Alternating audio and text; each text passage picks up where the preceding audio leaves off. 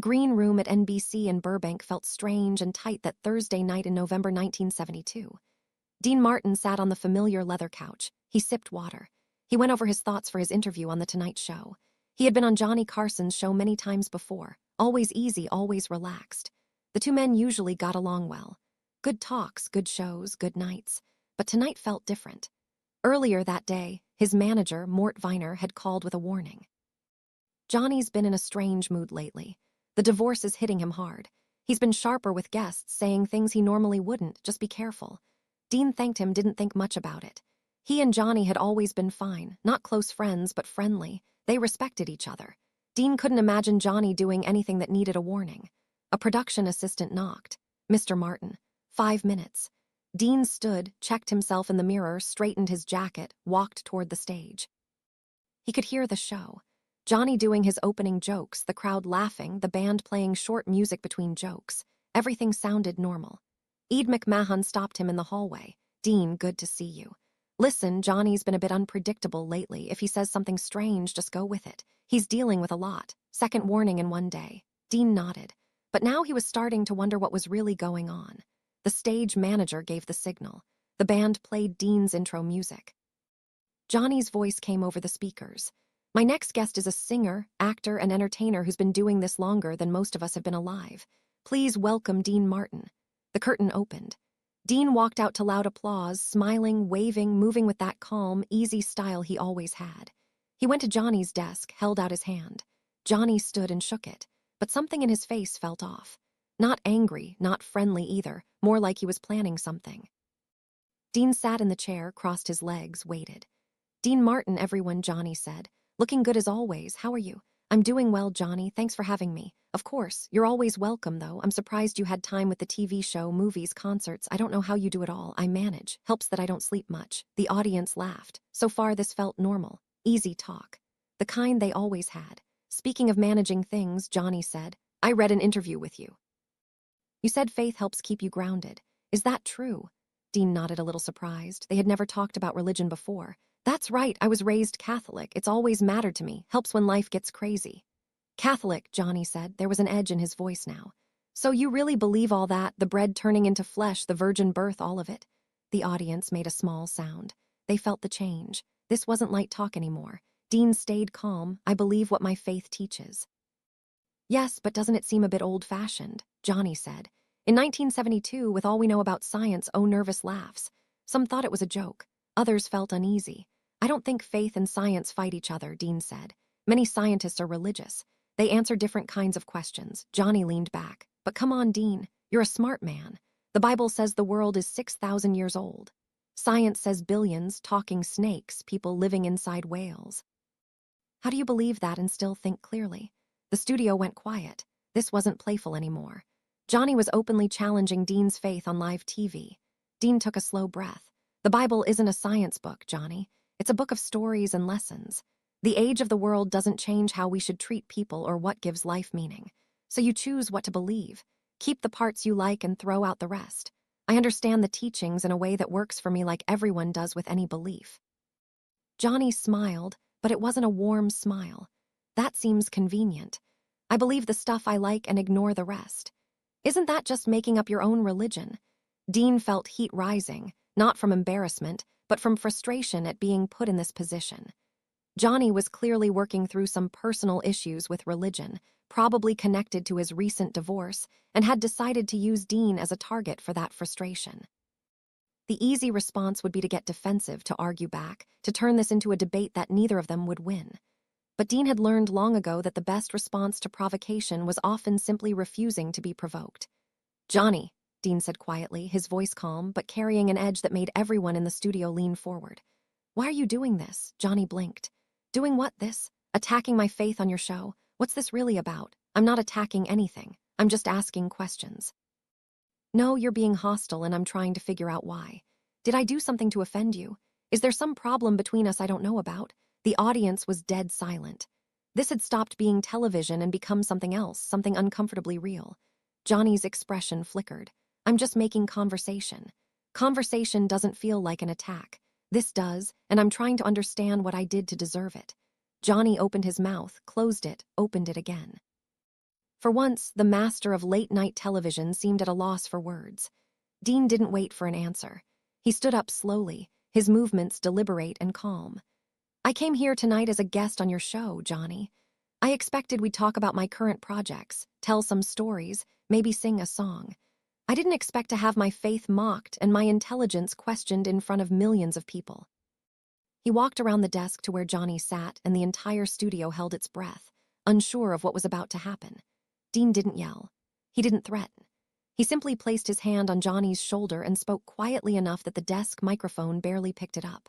"Whatever you're going through right now, whatever pain you're dealing with that made you think this was okay, I'm sorry you're hurting, but taking it out on me isn't going to make you feel better. It's just going to make both of us feel worse." Johnny's eyes were red now, though no tears fell. His jaw worked, trying to form words that wouldn't come. "I'm going to leave now," Dean continued. "Not because I'm angry with you, but because I don't think staying will help either of us. When you've worked through whatever this is, when you're ready to talk like adults instead of you using me as target practice for your issues, give me a call. Until then, I hope you find whatever peace you're looking for." He removed his hand from Johnny's shoulder, turned to the audience, and gave a small wave. Then, he walked off the stage, through the curtain, and disappeared into the backstage area. The studio remained silent for what felt like an eternity, but was probably only 10 seconds. Johnny sat at his desk, staring at where Dean had been sitting, looking shell-shocked. Finally, Ed McMahon cleared his throat. "Well, that was unexpected." The audience laughed, grateful for any release of tension. Johnny seemed to shake himself out of his daze. "We're going to take a commercial break," he said, his voice rough. "When we come back, we'll have Doc Severson and the band." The moment they cut to commercial, the studio erupted in chaos. Producers rushed to Johnny's desk. Ed was trying to figure out what had just happened.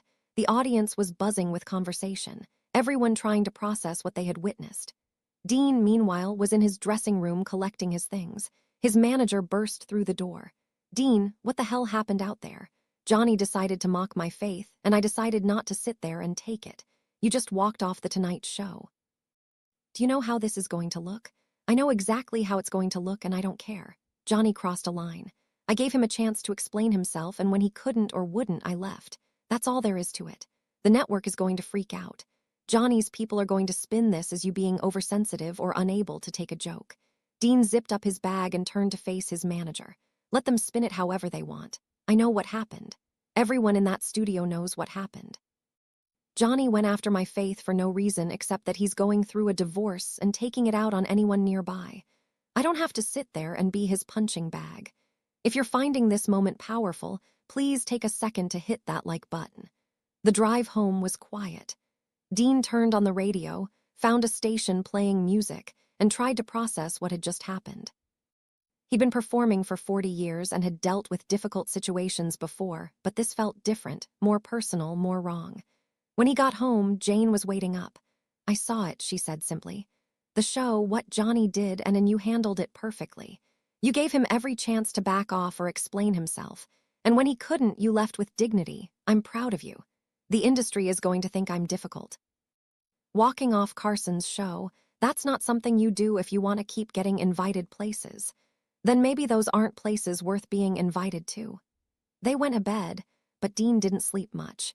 His mind kept replaying the conversation, looking for something he could have done differently, some way he could have diffused the situation without leaving.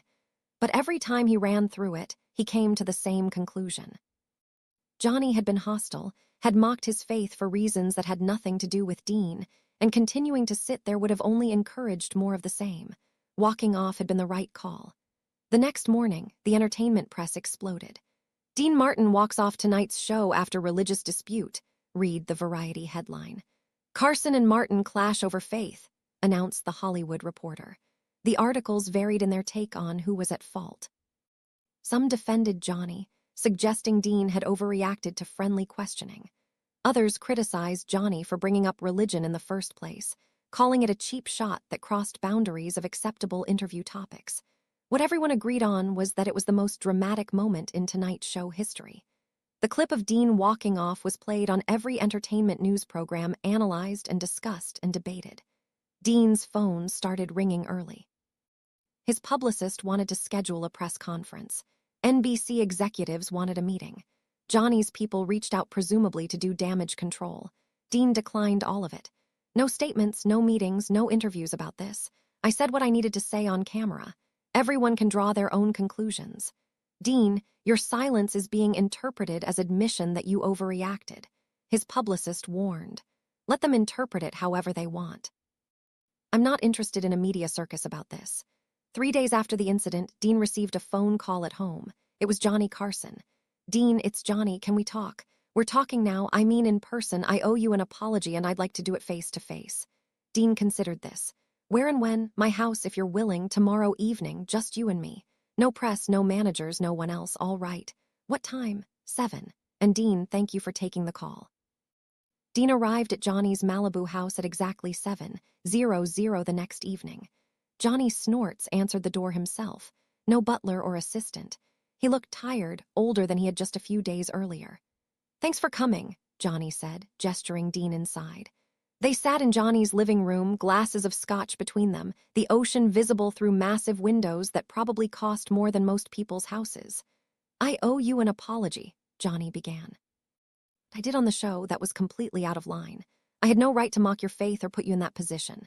Why did you do it? Johnny took a long drink. Because I'm angry at my ex-wife, at the lawyers, at God, if there is one, at everything. The divorce is tearing me apart financially and emotionally. And you came on the show talking about faith keeping you grounded, and something in me just snapped. So you decided to take it out on me. Yes, which was wrong and unfair, and I'm deeply sorry for it. You didn't deserve that. Dean sipped his own drink. I appreciate the apology, but Johnny, you need to understand something. My faith isn't a topic for entertainment. It's not something I discuss publicly very often because it's personal and important to me.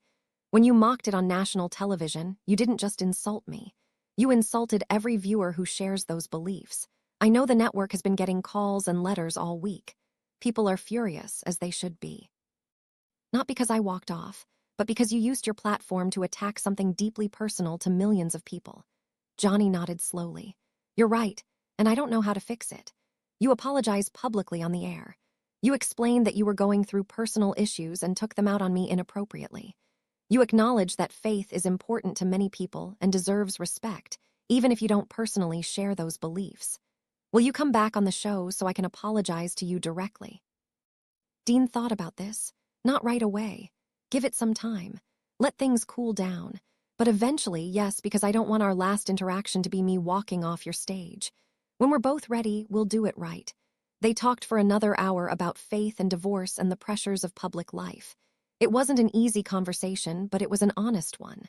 By the time Dean left, they weren't exactly friends again. But they'd found a path toward repairing what had been damaged. Johnny's on-air apology came 2 weeks later. He devoted the first 5 minutes of his monologue to addressing what had happened. I want to talk about something serious for a moment, Johnny said, his usual jovial tone replaced with something more somber. 2 weeks ago, I had Dean Martin on this show, and I behaved in a way that I'm deeply ashamed of. I mocked his faith, questioned his intelligence for being religious, and created an uncomfortable situation that ended with him walking off the show. The audience was silent, attentive. Dean handled it with more grace than I deserved. He tried to give me chances to back off, to explain what I was doing, and when I couldn't or wouldn't, he left. And he was right to leave because what I did was wrong. Johnny paused, composing himself. I was going through personal issues, dealing with a difficult divorce, and instead of handling those issues appropriately, I took them out on Dean. I used my platform to attack something that's deeply important to him and to millions of viewers, and that was inexcusable. So I want to apologize to Dean, who deserved better treatment from someone he considered a colleague and friend, and to everyone watching who was offended by what I said about faith and religion. You deserve respect, and I failed to show it. Dean, if you're watching, I'm truly sorry, and I hope someday you'll come back on this show so I can apologize to you in person. The apology was covered extensively by the media. Most outlets praised Johnny for taking responsibility, though some critics felt it was too little too late. Dean, watching from home, appreciated the gesture, but knew it would take time before things were truly repaired between them. That time came 6 months later when Dean agreed to return to The Tonight Show.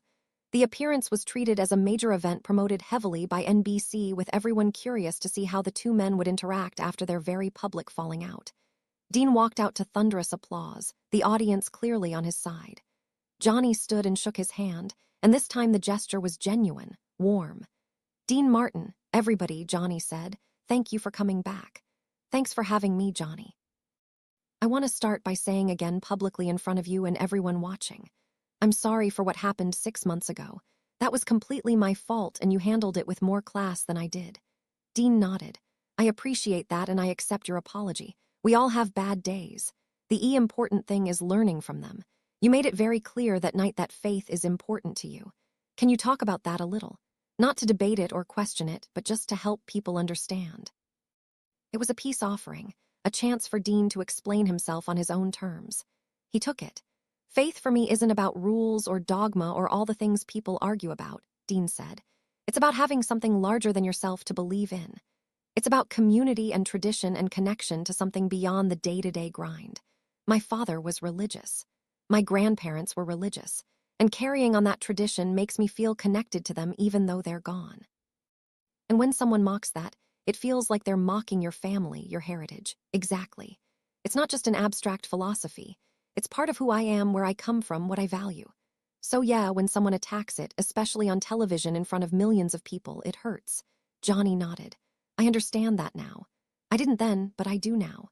The rest of the interview was warm and friendly, the two men clearly having found their way back to the rapport they had once shared. Dean sang a song, told some funny stories, and the appearance was considered a success by everyone involved. But the real success wasn't the ratings or the positive press coverage. It was the fact that two men had found a way to work through a genuine conflict, acknowledge their mistakes, and come out the other side with mutual respect restored.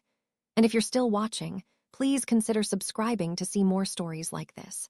The incident had ripple effects throughout the entertainment industry. Talk show hosts became more cautious about bringing up religion with guests, recognizing the line between legitimate questions and inappropriate attacks. Audiences became more aware of their power to hold entertainers accountable when they crossed boundaries. And Dean Martin's reputation grew. He'd been known as a talented performer, but now he was also recognized as someone with principles, someone willing to walk away from a major platform rather than sit through being disrespected.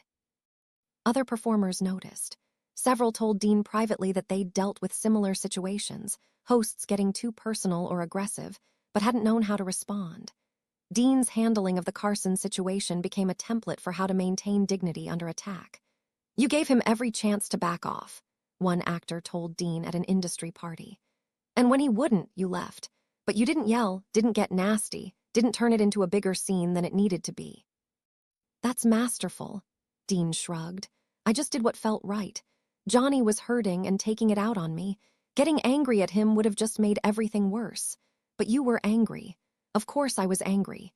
He mocked my faith on national television. But anger and how you express anger are two different things. I chose to express it by leaving rather than by fighting."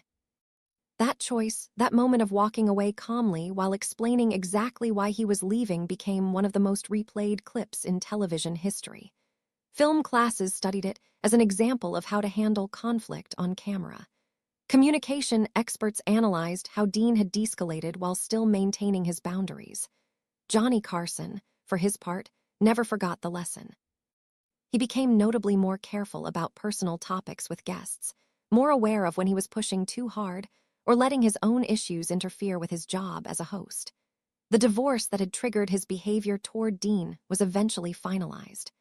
Johnny went through therapy, worked on managing his anger and insecurity, and emerged a more self-aware person.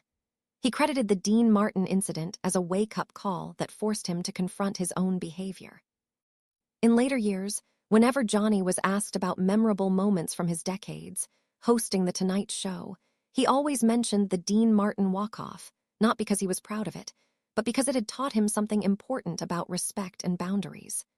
"Dean showed me that you can be firm without being cruel," Johnny said in an interview years after retiring. "He set a boundary, enforced it, and did it all without attacking me back. That's a skill I've tried to learn, though I'm not as good at it as he was."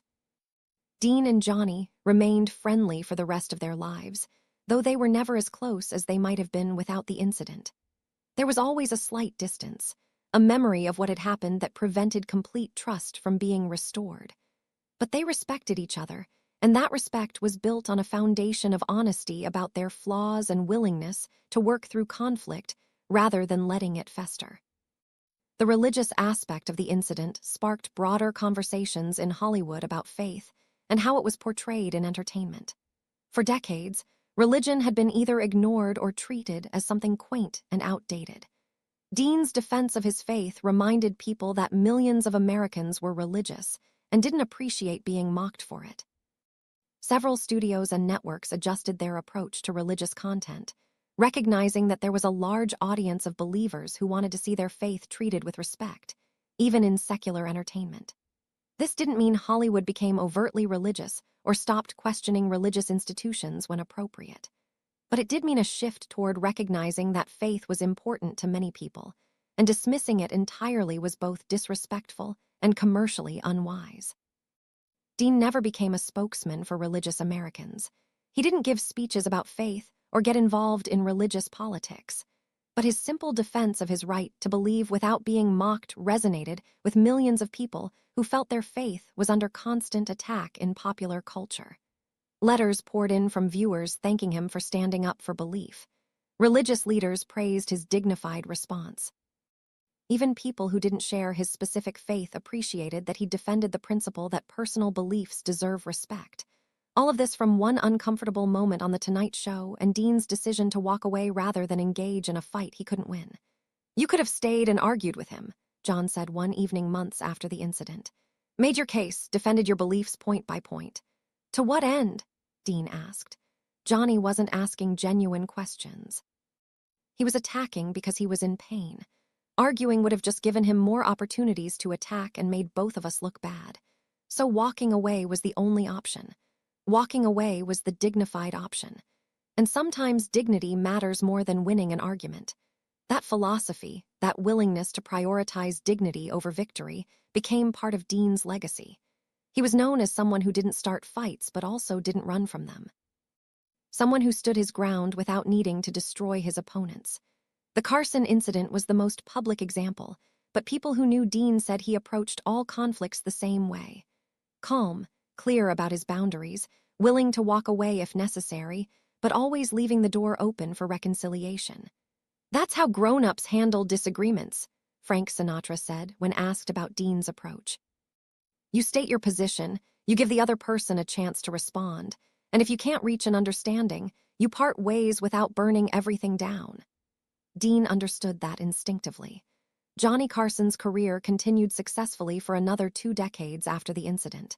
He remained the king of late night, influential and popular. But he was also changed by what had happened with Dean, more careful and more humble. Dean's career continued as well, though he began scaling back in the late 70s. The variety show ended. Movie roles became less frequent, but his live performances remained popular. He was entering the elder statesman phase of his career, respected and admired by younger performers. At industry events, they'd occasionally see each other, and there was always warmth when they did. A handshake, a few words of genuine greeting, sometimes a brief conversation about their families or current projects. The past was acknowledged but not dwelt upon. They'd both moved forward, carrying the lessons, but not the grudge. When Johnny retired from The Tonight Show in 1992, Dean sent him a telegram. "Congratulations on an incredible run. Thanks for all the years of great entertainment and for teaching me that even difficult moments can lead to growth. Best wishes for whatever comes next."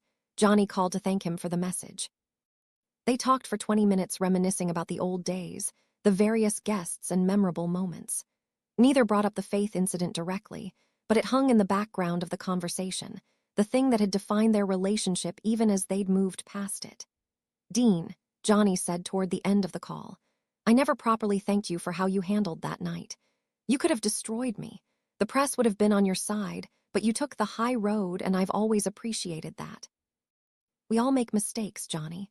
What matters is what we do after. You're a class act. Always have been. Same to you. Enjoy retirement." Dean died in 1995, 3 years after Johnny's retirement. At his funeral, Johnny was one of the attendees, sitting quietly in the back, paying his respects to a man he'd wronged and who'd responded with grace. In interviews after Dean's death, Johnny always spoke warmly of him, but he never shied away from acknowledging their conflict. "I made a terrible mistake with Dean," Johnny said in one interview. "I let my personal problems turn me into someone I didn't like, and I took it out on him. His response taught me more about character and dignity than any success I ever had. I'm grateful he gave me the chance to apologize and make it right." The clip of Dean walking off The Tonight Show, of his calm explanation of why he was leaving, continued to circulate for decades. It was shown in conflict resolution courses, in communication classes, in religious studies, discussions about defending faith in secular spaces. Each viewing reinforced the same lessons. Maintain your dignity. Set clear boundaries. Give people chances to do better, but don't compromise your principles to avoid confrontation. Dean Martin didn't set out to create a teaching moment that Thursday evening in November of 1972. He just wanted to do a talk show appearance, promote his current projects, maybe sing a song. Instead, he ended up demonstrating how to respond to personal attacks with grace, how to set boundaries without aggression, and how to leave room for reconciliation even while standing firm. That's why the story endures. Not because of the drama or the conflict, but because of the response. Because Dean showed millions of people that you don't have to escalate, don't have to match hostility with hostility. Don't have to sacrifice your dignity to defend yourself. You can simply stand up, explain yourself calmly, and walk away. And sometimes that's the most powerful response of all. Johnny Carson mocked Dean Martin's faith on live television. Dean's calm response didn't just leave everyone speechless. It changed how people thought about conflict, about faith, about the difference between winning an argument and maintaining your integrity. That's a legacy worth remembering. If this story moved you, if it reminded you that dignity matters more than victory, please take a moment to like this video and subscribe to the channel. These stories from Hollywood's golden age teach us lessons about character that transcend entertainment. Lessons about how to be decent human beings even when others aren't being decent to us. Thank you for watching, and thank you for choosing grace over hostility in your own.